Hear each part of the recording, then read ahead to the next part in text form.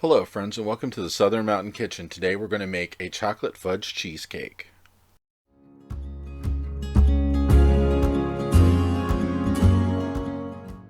So go ahead and preheat your oven to 350 degrees because we want that hot before we actually put the cheesecake in there. And we're going to start off with a chocolate nut pie crust, which is basically chocolate, walnuts, and pecans all chopped up and mixed together to make this. And you can find this in any grocery store, Walmart, wherever. And then you're going to need 2 blocks of cream cheese at room temperature. We want to take the mixer and break these up a bit before we add anything else into this, so that way, it's already a little smoother and easier to deal with. And you probably won't have to run your mixer long to get it to a point where we can go to the next ingredient.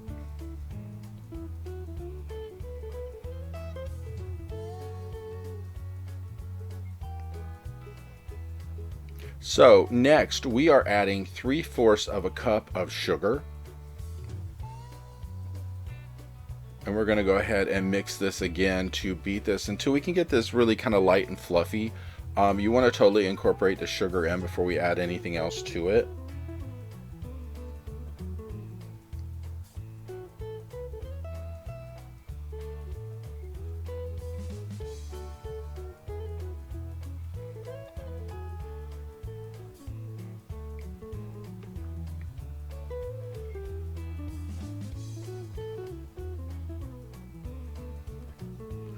And now to our mix, we are going to start adding eggs. So you're going to do this like one at a time.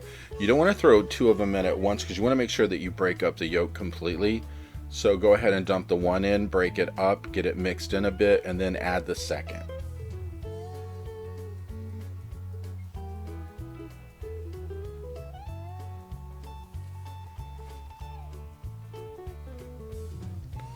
So as you're mixing this, make sure you go around the sides of the bowl and the bottom to get everything incorporated.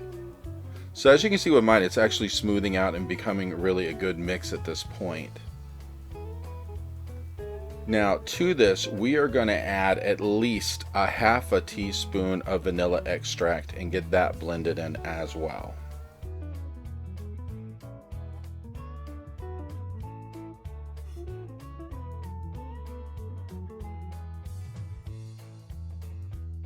And now to our mix, we're going to add 2 teaspoons of all-purpose flour. This is going to help to thicken up our cheesecake, and when it bakes, it'll be a lot thicker, as like we're trying to make this more fudgy, so we're trying to make it a little bit drier but definitely thicker cheesecake. This isn't like those no-bake things that go in the refrigerator. It will be thicker. And then we're going to add 1/4 of a cup of cocoa powder, which this is the unsweetened kind. We're just going for the chocolatey part of this. And then we're going to blend this in again with all of the other ingredients in the bowl. So set your mixer up to probably a medium to get this going, because as we go forward, this is going to stiffen up, just for the fact that we want it to stiffen like that, because it's going to be more of a fudgy consistency when the cheesecake is finished.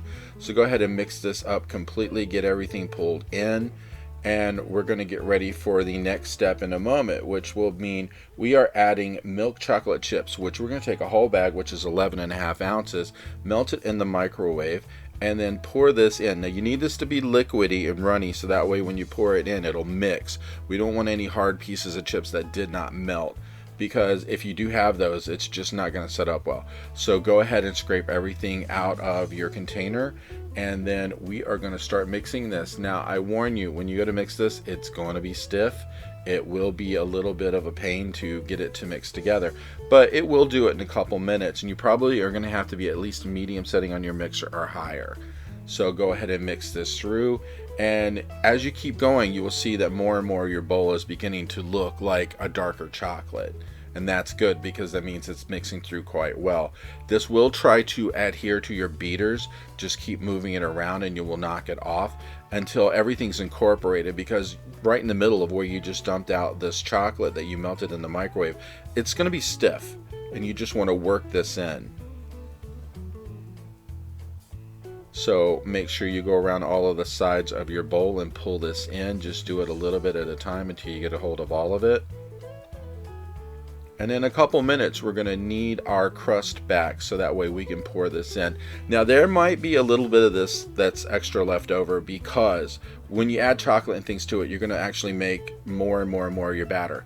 What I always do with that is I get some of the cupcake pans, put some broken up cookie in the bottom, and just pour the extra cheesecake batter on top and bake that at the same time, and you got little treats that way.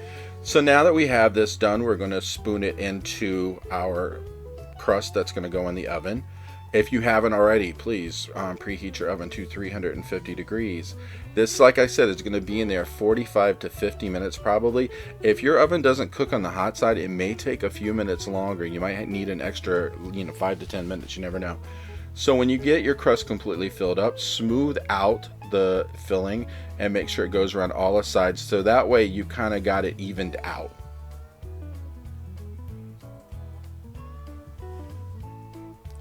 And once you get it smooth, you put it in the oven, it'll come back looking something like this. And when I serve this, I use sliced strawberries and some Cool Whip on top of it, and this is what it will look like in the end, and this is really great to eat. I hope you liked this video. If you did, please like and subscribe. And if you get a chance, check out my cookbook, which is available on Amazon and in bookstores worldwide. Have a great day.